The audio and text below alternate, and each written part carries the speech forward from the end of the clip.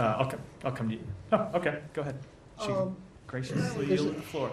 Yeah, apparently there's a new intelligence assessment from Western governments suggesting that Putin thinks he eventually can win the war in Ukraine for three reasons. One, the possible return of Donald Trump to the White House.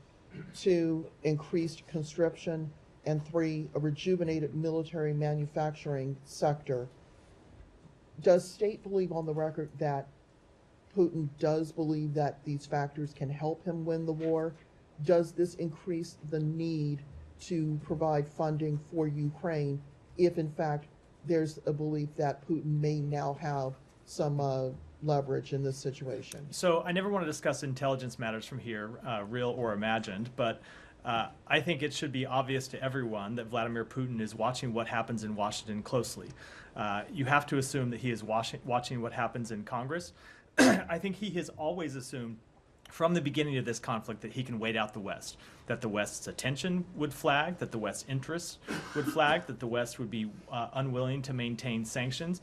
And so far, the West has proved him wrong. And I don't just mean the United States, but Europe as well, which took dramatic action early on to wean itself from Russian energy, something I think Putin never thought would happen.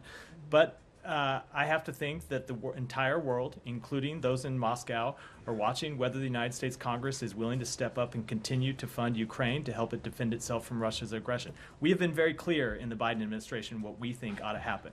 We have been very clear what is in the United States national security interests, and we will continue to make that case. And we hope that Congress will respond because, as I said, the entire world is watching. Does the U.S., though, actually believe that Putin now has the advantage? No, we do not believe that at all. If you look at the shape of this conflict over the past not just 2 years, but even the most recent history, yes, you have seen Russia make gains on the battlefield. We saw gains just over this last weekend because Ukraine was not able to properly resupply its troops, in large part because Congress has not taken the action that we think it should to continue to support Ukraine as it fights to defend its territory.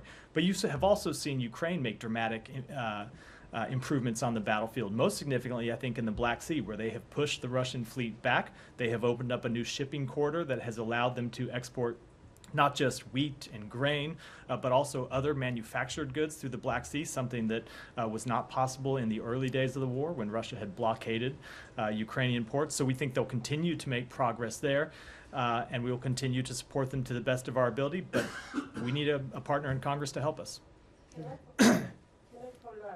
Go ahead. And then Thank you. Humera is just adding to the list of questions she gets to ask. Go ahead. Sorry. There are reports that the North Korean missiles that Russia recently used, recently used against Ukraine contained the U.S. and the European components. How many times has Russia used North Korean missiles against Ukraine?